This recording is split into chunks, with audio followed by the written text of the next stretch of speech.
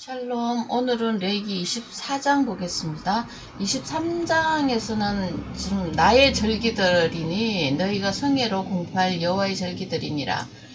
지금 23장에서는 절기들을 주시잖아요. 안식 대성회에 이 제사함이 일어나고 난 다음에는 이 절기를 주거든요. 절기는 뭐냐면 축제잖아요. 하나님이 하신 일에 대한 감사, 그 다음에 이웃과의 나눔, 이런 것들을 이제 절기로 주셨는데, 절기의 특징적인 언어는 안식입니다. 쉬는 거예요. 그래서 우리가 제사함을 받은 이후의 인생은 뭐가 돼야 될까요? 예, 절기예요, 절기. 안식. 그래서 주님이 복음서에 보면은 주님이 가는 곳에는 항상 밝고 파티했어요. 참 그런 것들을 보면 신약에 그분이 이제 삶으로 계시한 거잖아요. 구약에 기록된 이것들이 동영상처럼 보여진 거죠.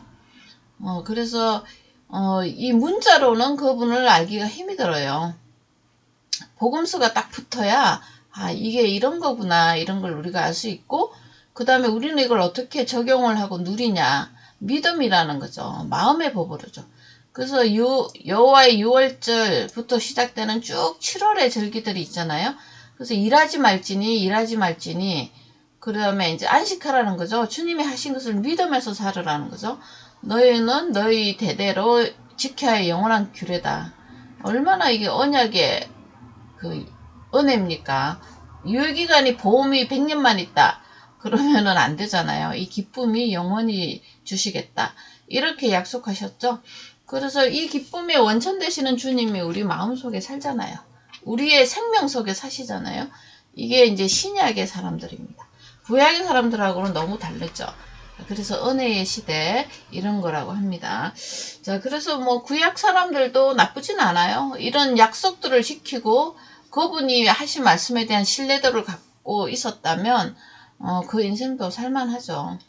자, 그 다음에 24장에 보시면 이런 안식을 주셨는데 안식을 누가 뺏어가는 사람들이 있죠. 예, 사탄도 있고 우리 죄성도 있죠. 그래서 여호와께서 이것을 지키는 방법을 이야기해 줍니다. 명령하여 불을 켜기 위하여 밝음이죠. 진리의 불, 그죠? 진리의 등불을 켜기 위해서는 감나무를 찧어낸 순결한 기름, 성령입니다. 성령의 역사를 우리 마음속에 갖고 있으라는 거죠. 자, 그래서 계속해서 등잔불을 켜들지며 이게 성전에 있는 제사장들의 직무 중에 하나잖아요. 7 등잔불, 완전한 복음의 말씀. 이게 우리 마음속에 있어야죠. 십자가 대속으로 인한 사랑과 성령으로 인한 부활의 생명을 계속 끄지 말고 놔두라는 거죠. 끄는 방법은 뭘까요? 예, 복음을 상실하고 내가 하는 율법주의로 돌아가는 거죠. 자, 아론은 해마간 증거 휘장 안에서 저녁부터 아침까지 여호와 앞에 등잔불을 정리하래요. 이는 너희 대대로 지킬 영원한 규례입니다.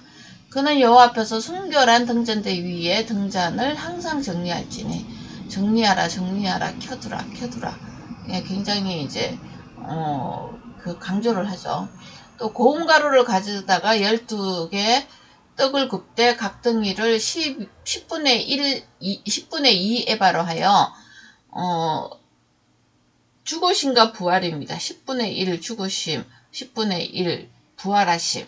그 말씀을 가지고 떡을 만들라는 거죠. 다시 말해서 이 떡은 말씀이잖아요. 주님의 생명의 말씀, 주님의 몸이잖아요. 생명의 말씀. 그것을 죽으심과 부활의 내용을 내가 내 마음속에 장착하는 거죠. 그래서 2줄로 하는데 한 줄은 6, 한 줄은 6 해서 앞뒤로.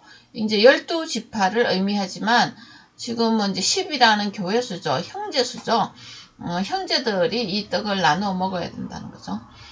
너는 또 정결한 유황을 그 각 줄 위에 두어 기념물로 여호와께 화제를 삼을 것이며 유황, 주님의 죽으심을 기념하라는 거죠. 안식일마다 이 떡을 여호와 앞에 항상 지설하니 이는 이스라엘 자손을 위한 것이요 영원한 언약이래요. 하나님의 백성을 위한 것입니다. 자, 이렇게 이 안식을 지키기 위한 노력을 지금 2가지 등잔불 떡 그가 빛과 말씀으로, 성령과 말씀으로 이제 이렇게 표현을 해둡니다. 자, 그 다음에는 이제 10절 보시면 이걸 지키지 않는 어떤 사람이 있었어요. 그래서 안식일 날 명령을 지키지 않고, 이렇게 이제 한 사람들은 어떻게 해야 되냐면, 이런 약속들을 지키지 않는 사람들은, 하나님의 그 저주를 받게 돼 있어요. 그래서 여호와의 이름을 모독하여 저주함으로 모세에게로 끌고 가니라. 그 어머니의 이름은 슬로미시요. 단지파의 딸이고, 이 단지파 이제 이거 좀 의미 있죠. 이게 이제 사사기부터 물고 오는 이야기여야 돼요. 이 지금 예언적으로 이야기한 거죠. 레이기니까. 단지파 어떻게 되냐면 이제 그 하나님이 주신 땅을 버리고 떠납니다. 자기의 힘으로 살겠다고 하는 거죠. 그 다음에 이제 그래서 이 사람이 애굽 사람과 결혼을 한 거죠. 그래서 이 애굽 사람의 아들이 된 이 사람이 여호와의 이름을 모독한 거죠. 그래서 어떻게 하라고요? 돌로 쳐 죽이는 거죠. 이게 이제 사형 방법 중에 하나가 된 거죠. 저주한 사람을 진영 밖으로 끌어내요.